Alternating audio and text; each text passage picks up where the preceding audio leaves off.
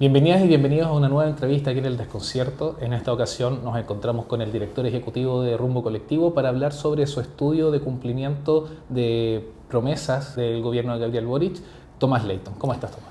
Hola Gino, gracias por invitarme como siempre. El gusto es nuestro de tenerte acá nuevamente en El Desconcierto, Tomás. Y bueno, hay harto paño que cortar. Recién este fin de semana que pasó fue la cuenta pública. ¿Qué cosas te llamaron la atención del discurso del presidente, de los compromisos y las proyecciones que se hicieron para estos próximos 10 meses? Mira, yo creo que fue interesante analizar los datos de la encuesta CADEM, que hizo un sondeo relámpago, midió las impresiones de las personas respecto a la cuenta pública del presidente el día domingo, el mismo domingo, y publicó los resultados ese día en la noche. Obviamente, la encuesta CADEM es una encuesta que uno puede hablar en sí mismo de cuál es su valor, digamos, una encuesta de 700 casos que, como este tipo de encuestas que pueden ser digitales o por teléfono, tienen una tasa de respuesta que es baja y obviamente la gente que trabaja más tiene menos posibilidades de contestar esa encuesta. Entonces, tomando esos sesgos aparte, digamos, sí es interesante porque tienen los datos agregados de cómo fue la reacción de la gente después de la última cuenta pública del segundo gobierno de la presidenta Bachelet y el segundo gobierno del presidente Piñera. Y lo compararon con cuál es la reacción de las personas con esta última cuenta pública del presidente Boric.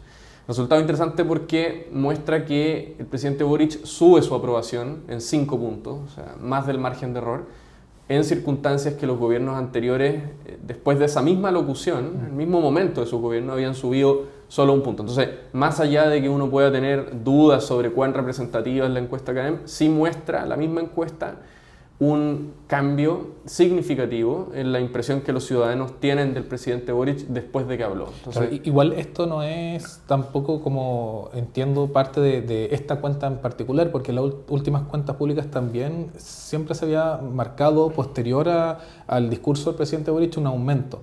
Y después baja, obviamente, pero cuando con la cuenta pública pasa algo, parece que... Es interesante. Hay dos cosas que yo creo que se destacan respecto al modo en que el presidente de la República, Gabriel Boric, toma este desafío de hablar en una cuenta pública.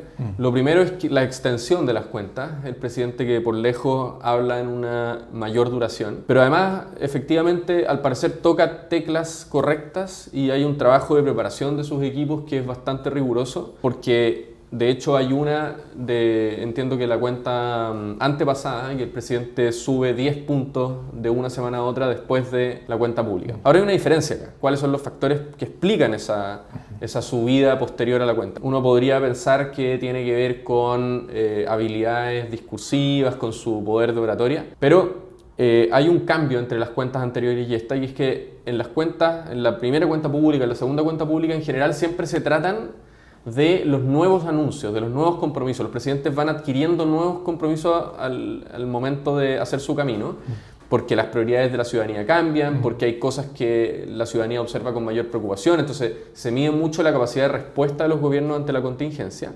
Pero en la última cuenta pública, cuando quedan menos de 10 meses para que termine el mandato presidencial, las cuentas se tratan mucho menos de los compromisos que se pueden hacer en ese momento que de un balance del camino recorrido. Una reflexión de lo que fue el gobierno, de cuál fue la fuerza en la que se sostuvo, de cómo se avanzó suficientemente en algunos desafíos y en otras cosas, cuál es la evaluación de lo que quedó pendiente. Entonces, aún así, sin anuncios, sin ofertones, por así decirlo, que son mucho la tónica de la primera y la segunda cuenta pública, en esta última cuenta pública hay una evaluación del diagnóstico país que tiene el presidente, de su interpretación de lo que han sido las cosas, de cómo ha cambiado ese país desde que él asumió en 2022 hasta que estamos en el último año presidencial, digamos.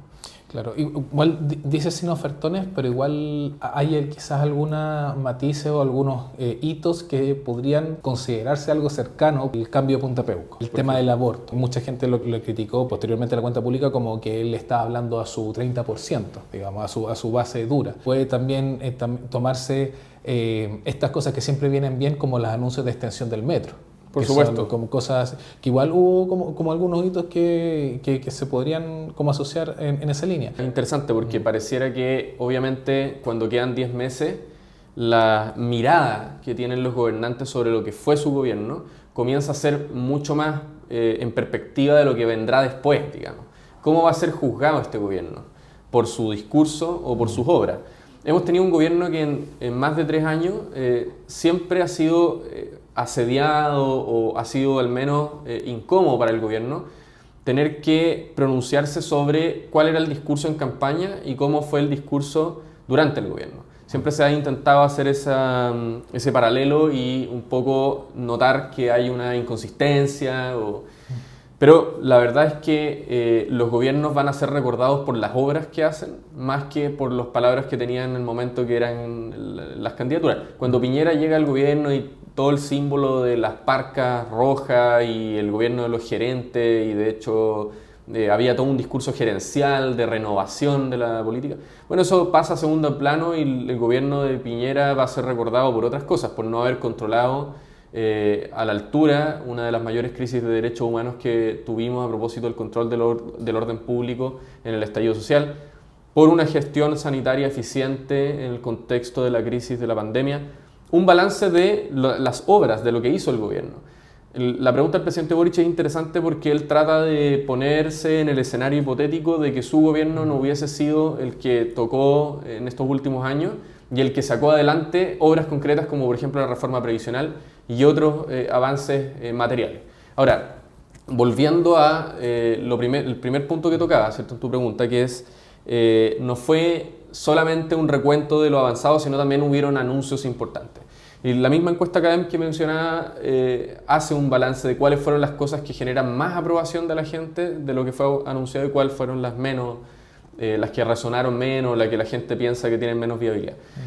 Y entre las 3 primeras está justamente lo que decías tú, ¿cierto? La extensión del metro, la sala comuna universal, la fertilización asistida, como cuestiones que yo no creo que sean de un nicho. Y es más, además, entre la evaluación que se hace de cuál es el apoyo que tiene la despenalización del aborto, el anuncio que hace el gobierno la semana pasada. Es un dato sorprendente que el 47% está de acuerdo con eso. Hay un porcentaje mucho menor, o considerablemente menor al menos, de personas que están en contra del anuncio. Es decir, no es un tema que atañe a la élite, no es un tema que le importe solamente a la gente privilegiada. Me parece que es un anuncio que es valorado en la medida que hoy día se hace cargo de una desprotección que tienen las mujeres jóvenes de sectores populares. Si uno piensa, ¿cuál fue el sector de la sociedad que, gracias al cual el presidente Boric ganó la segunda vuelta presidencial?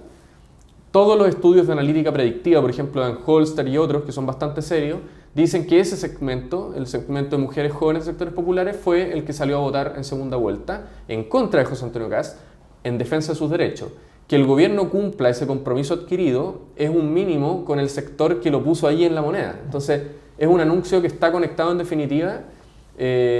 Tal vez, obviamente tuvo una demora en relación al reglamento de Contraloría, son un montón de situaciones que se pueden explicar, pero en definitiva se cumple, ¿ya? Y eso es relevante y es valorado mayoritariamente. Bueno, y justo avanzando hacia esa palabra, se cumplen los cumplimientos, las cosas que ha cumplido y las cosas que no ha cumplido este gobierno.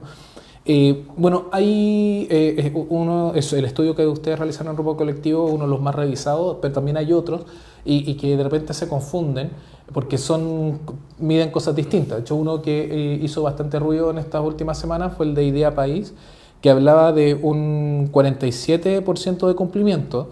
Pero ahí entiendo que ellos lo que hacen es medir desde la cuenta pública pasada a la cuenta pública presente. Entonces dicen, en la cuenta pública pasada hubo un 70% de medidas anunciadas, de esas 70 medidas anunciadas se cumplieron 47, dice 46 están en proceso y un 7% no ha sido iniciado, probablemente eso varía porque una de las que consideraban en esas 7% que son 5 ítems era la del aborto, que era la que no estaba iniciada. Entonces debería bajar a moderarse. En ese sentido, bueno, ellos miden, como decía, de cuenta pública pasada hasta cuenta pública y tienen ese dato. ¿Cómo es la diferencia con la que ustedes hacen? Porque no mide eso exactamente. Ustedes hablan de un 63% aproximadamente, 62,7% de cumplimiento. Es interesante porque de hecho hay muchos estudios, no solamente el de Idea País, también por ejemplo el de Nodo 21 que también salió la semana pasada, que lo que hacen es intentar medir cuáles fueron los compromisos textuales, cuáles fueron las medidas comprometidas en la última cuenta pública en 2024 y cuál fue el estado de cumplimiento hasta esta cuenta pública del 2025. Esos estudios son interesantes porque lo que dan cuenta es cómo el gobierno se adapta a las demandas que la ciudadanía va haciendo año a año. Se habla mucho de que las prioridades de la ciudadanía cambiaron. Cuando fue la elección del 2021, la valoración que los chilenos tenían, la priorización que los chilenos tenían por las políticas de resguardo a la seguridad pública era mucho más baja que la que comienza a ocurrir a partir del 2022. Eso tiene que ver con una crisis de criminalidad real, con una sensación que no es una cuestión imaginaria, sino que es con un cambio en la criminalidad del país, pero efectivamente una situación nueva y muy fuerte. Por lo tanto, el gobierno cambia esa prioridad y por eso tramita 60 leyes en seguridad y efectivamente va comprometiendo cuenta a cuenta nuevas medidas. Eso es muy bueno para hacer sensible a la opinión pública de alguna manera, cómo se están moviendo, porque la percepción de la gente, las expectativas de la gente a veces van más rápido que los tiempos legales de la política. La política está desincronizada con los tiempos de las expectativas de la gente. Eso siempre ha sido así, hace muchos años, digamos, pero ahora es agudo, porque además en tiempos de redes sociales la cosa se puede medir al calor del día, digamos, y ahora ha ido agudizándose. Nosotros medimos otra cosa, que no es menos relevante, digamos, pero que es otra cosa, que es la palabra empeñada en el programa de gobierno de segunda vuelta del presidente Boric con el que gana esa segunda vuelta. ¿Cuánto de ello se cumplió o no se cumplió? ¿Por qué nos interesa medir eso? Porque si bien los gobiernos necesitan conciliar esos cambios de expectativa ciudadana, los gobiernos también necesitan cumplir su palabra, ¿ya? La fuente de la confianza es cumplir la palabra empeñada. Pero además, los gobiernos obviamente van a poder explicar por qué cumplieron, o por qué cumplieron a media, o por qué no cumplieron. Esa explicación tiene que ser satisfactoria. Se entiende muy bien que los gobiernos no van a poder cumplir un 100%, no depende de ello. Pero sí tiene que haber una buena explicación. ¿Qué hiciste al respecto de eso que prometiste? Claro. Y eso es el foco de nuestro estudio.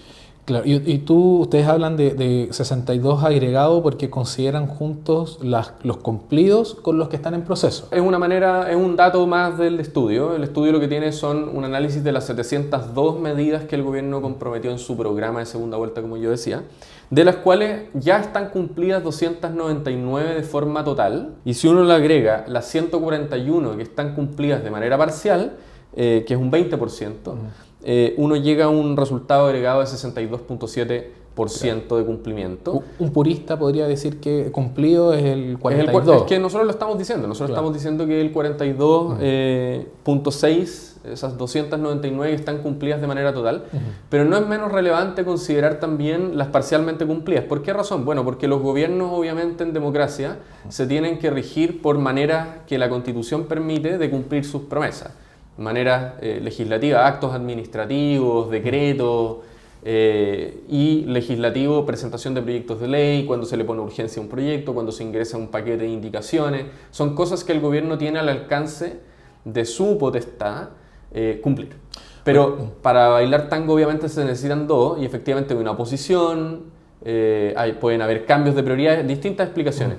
Lo que no puede pasar, y ahí nosotros también lo decimos con toda claridad, son medidas que cuando termine el proceso de gobierno no se hayan iniciado o se encuentren aún en proceso. O sea, menos que presentar un proyecto de ley, por ejemplo. Menos que hacer un decreto. Y todavía quedan algunas medidas a 10 meses que están en esa circunstancia. Nosotros contabilizamos 134 medidas en proceso, que corresponde al 19.2% de los compromisos totales, y 128 medidas no iniciadas, que corresponde al 18.2%. No quiero con esto ser también lapidario, porque efectivamente quedan 10 meses de gobierno aproximadamente, y todavía el gobierno tiene que tener el beneficio de la duda de poder cumplirlo o no. Pero obviamente es bueno ir poniendo la urgencia en aquello que la palabra no se ha cumplido todavía. Claro, que serían estas 128 de procesos, medidas no iniciadas, que como decía el 18,2%. Y bueno, hay una coincidencia, pese a las diferencias, incluso también a las posiciones políticas distintas que tiene el Grupo Colectivo con Idea País. Idea País también coincide o señala en su mismo estudio que la mayor parte de las trabas viene de las medidas que están en el Congreso para el gobierno. O sea, el mayor número de medidas que no se han cumplido, que están en proceso, tienen que ver con las que están en el Congreso y no con las que son netamente del Ejecutivo. Pero en su estudio ustedes apuntan que la medida o el área en el que menos se ha cumplido es en el de salud, y en el de salud también hacen un acápite de que en esa área hay muchas, de hecho la mayoría probablemente de las medidas, creo que son 29, que no se han cumplido, se podrían cumplir netamente por acción del Ejecutivo, no necesitarían al Congreso. ¿Cómo se ve este tema con el área de salud en particular? Bueno, lo primero que yo diría es, efectivamente, es muy bueno, es muy positivo que cada vez más tengamos instituciones de la sociedad civil que se propongan medir el cumplimiento presidencial.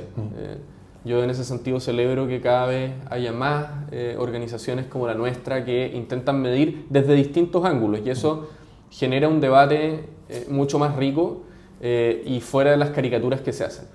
Hay una caricatura que se instaló mucho, la instaló la candidata Matei desde hace un par de años al menos, de que este gobierno le faltaba gestión, de que este era el gobierno de los practicantes, casi que los chiquillos un poco. Y esa es una caricatura que no se condice con los números. Cuando uno ve los niveles de cumplimiento presidencial de este gobierno, son niveles normales, no solamente en relación con cómo los gobiernos anteriores lograron cumplir sus compromisos, incluso un poquito más, es un poquito más cumplidor. No hay que olvidarse de la cantidad de leyes que en seguridad, por ejemplo, este gobierno pasó. Algunos dirán, no, pero es que eso es de la oposición. No, no es de la oposición. Es un trabajo muchas veces mancomunado, pero que además si no tuviese la prioridad que el Ejecutivo le hubiese puesto en ese momento, no estaría pasando. Pero también es un cumplimiento normal, y eso es una reflexión que hace el estudio, respecto a los números de cumplimientos que tienen otros países. Nosotros analizábamos, por ejemplo, el nivel de cumplimiento que tenía el gobierno de Pedro Sánchez en España, que había alcanzado un 66.8% de cumplimiento, un poquito más que el gobierno del presidente Boric, pero al presidente Boric todavía le queda una fracción de tiempo. Y también es comparable al porcentaje de cumplimiento del primer gobierno de Emmanuel Macron en Francia, que alcanza un 60% también entre promesas cumplidas y parcialmente cumplidas, una metodología que nosotros no estamos innovando. Respecto efectivamente a los compromisos y a las medidas no iniciadas, nosotros nos quisimos fijar cuál es el eje que tiene un mayor número de medidas que no han sido iniciadas todavía. Y efectivamente el eje de salud tiene un número considerable de 29 compromisos sin iniciar todavía. Eso no significa que el gobierno no pueda hacer nada, al revés, un llamado a que se le ponga urgencia a muchas de las cosas que se prometieron ahí. Y en particular, nosotros somos un centro de pensamiento de izquierda, por lo tanto nos interesa con especial ahínco que se cumplan aquellas cosas que tienen que ver con la universalización del acceso a derechos básicos como la salud y de forma de calidad, digamos. Y hoy día nosotros tenemos un sistema de salud que es desigual, que además está dividido en dos subsistemas. El subsistema privado, que concentra quienes tienen el dinero para poder acceder, pero además tienen menor riesgo de salud. Y el sistema público, que atiende a la mayor cantidad de gente que tiene más riesgo de salud. Entonces, lo que nosotros proponemos, y que además está en el programa de gobierno, es el fortalecimiento del sistema público. En particular, crear un fondo universal de salud, un seguro universal de salud que universalice el FONASA y que deje a las ISAPRES como seguros complementarios voluntarios. Estamos en una circunstancia especial. La crisis de la ISAPRES ocurrió, el gobierno se hizo cargo de tener una solución que no hiciera colapsar el sistema. Uno podría evaluar, dependiendo del ángulo en el que lo mira, si eso es satisfactorio o no. Digamos, un colapso hubiese sido mayor, en mayor beneficio o en detrimento de la gente, es una pregunta válida. Pero cuando se prometió crear un seguro universal y dejar a las ISAPRES en otra posición, digamos, de la que tienen hoy día. Como seguros complementarios, básicamente. Y voluntarios. Bueno, yo me pregunto en definitiva, ¿qué más podría hacer el gobierno para cumplir con un compromiso que es tan importante para una visión de izquierda de lo que debería ser la redistribución de la riqueza, el acceso a servicios universales como eso? Ahí está el DEVE, es un ministerio que está hoy día, que tiene un manejo de parte del socialismo democrático. Ahí podría, a propósito de la primaria presidencial, podría ser interesante que las candidaturas que tiene la centroizquierda se pronunciaran respecto a eso. ¿Qué opina los distintos partidos? ¿Es representativo del PPD no querer avanzar en esa materia? Es una pregunta válida, creo yo, y por eso nosotros también pusimos el foco de preguntarnos por ese eje en particular. Y para ir cerrando, Tomás, bueno, en el otro aspecto, los sectores o los tópicos con mayor cumplimiento destacan dos. Uno, la agenda mujer, en segundo lugar, que ya lo hemos hablado con el tema de la despenalización del aborto y tantas otras cosas más, la ley Papito Corazón y muchas otras que han impactado en esa línea, pero la mayor es la de desarrollo sustentable. Y aquí hay un tema que es bien complejo porque hay un divorcio bastante profundo entre las organizaciones medioambientales y el gobierno, particularmente por lo que ha sido el tema de la permisología. Y por cómo el gobierno ha aceptado este término, lo ha trabajado. Hay una ley en curso, etcétera, y básicamente ha seguido este cambio cultural o de perspectiva que ha venido desde el sector empresarial, dejando pues estoy poniéndome en el lugar de las asociaciones medioambientales, dejando de lado esa perspectiva más de combate a la crisis climática, etcétera, etcétera. Hay hartos bemoles en esto, obviamente. Estamos resumiendo. Por supuesto. ¿Cómo visualizas tú que sea el tópico de mayor cumplimiento, pero que al mismo tiempo justamente existe esta disociación o esta lejanía, este distanciamiento entre el sector al que debería hablarle y el gobierno? Lo primero que quiero decir es que para mí las ONG ambientales no solamente no son responsables de los problemas que puede haber en una ley de permiso. Al revés, son fundamentales en democracia para poder encontrar un equilibrio entre las necesidades productivas del país y el debido resguardo del medio ambiente. Incluso más, son fundamentales para ver valor en la investigación científica, que significa, por ejemplo, proteger los ecosistemas y la biodiversidad. La biodiversidad es biotecnología, entonces no creo que haya una dicotomía en eso. Y lo digo porque efectivamente yo te concedo el punto de que hay en algunos medios más tradicionales se ha instalado mucho una persecución hacia esas ONG. Yo creo que eso es negativo. Las ONG ambientales son fundamentales en una democracia, quiero decirlo muy, muy claramente. Dicho eso, a mí no me parece que tramitar una ley de permisos, una ley marco de permisos sectoriales, sea lo mismo que aceptar los términos de la permisología.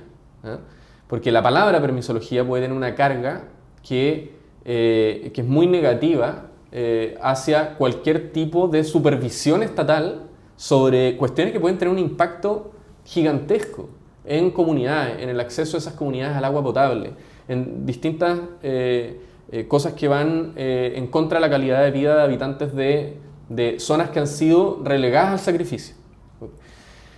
Eso, tramitar una ley y actualizar una ley, yo creo que es necesario. Chile hoy día, en comparación con la OCDE, tiene mucho por avanzar en materia de el promedio que demora desarrollar justamente proyectos de inversión públicos y privados, no solo privados.